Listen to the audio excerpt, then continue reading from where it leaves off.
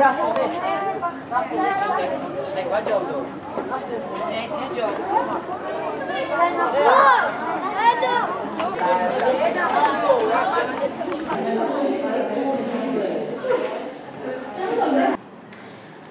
که حالا من در دست دارم داستان مردی خدا نام دارد و این کتاب با قلم یک نورس 16 ساله تاجیک فرهنوش دولت نوشته شده است.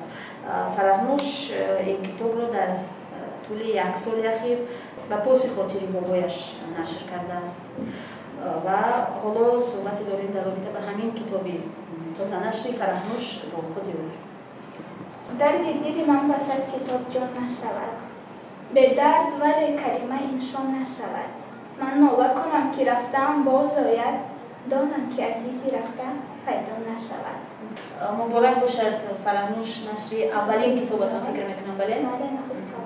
خب چقدر بود است تعلیف یا نشر یک کتاب برای یک خواننده مثل خودت که هنوز 16 سال دارد؟ وقتی که بابا جانم از دنیا رفت در سرم فکر آمد و خواستم به نوشتن شروع نمایم و این نوشتن قریب که در طول 9 یا 10 ماه به نوشتن کتاب سر کردم. میخوام بگم که دشوار نیز بود ولی مهر و محبت را که نسبت به بابا جانم داشتم دشواری را میخوام بگم که حس نکردم، چون که هر یک سطری را که من مینوشتم یاد بابایم را میکردم. از همین سبب دشواری ها بود ولی من آن دشواری ها را به آسانی میتونم بگویم که گذاشتم و شکرانه خدا که به من علاقه در دستی همگان خواهد رسید. خب برای ما جالب است فرهنوش که مثلا چقدر همین فکر به سرتان آمد و مثلا گفتی دشوار بود، چه دشواری ها داشت برای یک نورس 16 ساله نشر یک کتاب؟ دشواری آن بود که هرچند که در مکتب بودم هر روز به درس می‌آمدم، بعد از درس به خانه می‌رفتم، هرچند که مانده بودم ولی قلم به دست می‌گرفتم و می‌نوشتم. تشکر. فراموش می‌شود به بیننده‌های ما بگویید که بابا جان شما کی بودند؟ بابا جان من مصطفی دولتوف، رهبر گنرالی فابریک قندیل شیرین که آن کس 55 سال عمر داشت. در بابا جان من در 55 سال عمر خود همگان میگویند که عمر 100 ساله ها را دیده بود. اگر بگویم که بابا جان من خصلت پیغمبرانه داشت خطا نمی‌کنم، چون که از آن کس ما بسیار خصلت‌ها را آموخته بودیم. می‌توانست به یک شخص چند شخصیت شود، مثال پدر، راهبر، بابا، می‌توانست با دوست، همه وقت به نصیحت‌های او محتاج بودیم. فراموش در یک صفحه کتابتون خواندم گفتید بابا جانم سرچشمه الهام بودند، یعنی تو نشر این کتاب هم و نوشتن شعر حکایه ها مشغول بودید، یعنی نوشته چیزی؟ بله، تو این کتاب هم من به نوشتن شعرها مشغول بودم. بسیار به ادبیات شوق و رغبتی زیاد دارم. می‌نوشتم، قرائت می‌کردم.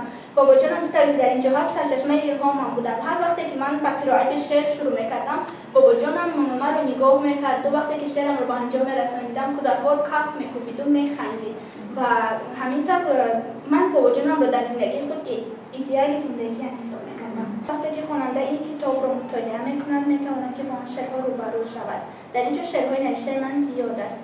مثال یکی از شعرهایی که نوشتم برای بابا جانم: تمام زندگیم بگریست به تو، ندانم چون توانم زیست به تو، بیرفتی از برم ای همدمی من، دلم گوهره خالی است به تو. تشکر. فراموش به هر حال برای یک نویسی که 16 سال دارد و تصمیم میگیرد که کتاب نشر کنه، از نگاه مالی مثلا چه مشکلی ها پیش می آید؟ در جریان نشر کتاب من در هم مورد اشتراک داشتم و فهمیدم که چاپ کردن کتاب مشکل نیست بوده است. وقتی که کتاب را چاپ میکنی سر اول از نو میخوانی، باز تحریر میکنی، تحریرهای خیلی زیاد داشت. وقتی که کتاب را به نشریات بخارا سپردیم از آنجا قریب 3 یا 4 مرتبه سیگنال می‌برند. سیاه نویس رو چند مرتبه گرفتیم، اصلاح کردیم، خواندیم، اصلاح کردیم. راستش بگم وقتی که این کتاب رو میخوندم تمام میگفتم من از اوده این کار میپرمده باشم.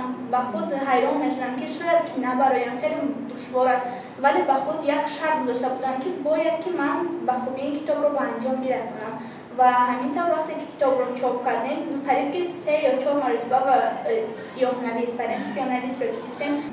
خب چه چی نقشه دارید فراموش؟ کتاب رو مثلا در فروش میگذارید یا که تقدیم میکنید به دوستان؟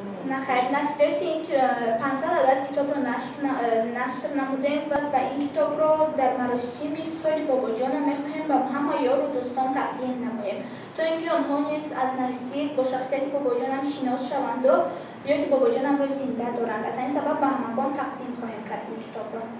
به همسالانتون چی مشورت میخواهید بدید فراموش؟ و همچنین نامرسی نویسنده که تازه کتاب خود رو هم ایجاد کردید، میخواستید که مثلا میدونید شاید که علاقه چی مشکلات دارده نامرسای ما روز مثلا جوانای ما چی گفتنی داشتید، چی پیام داشتید با ما؟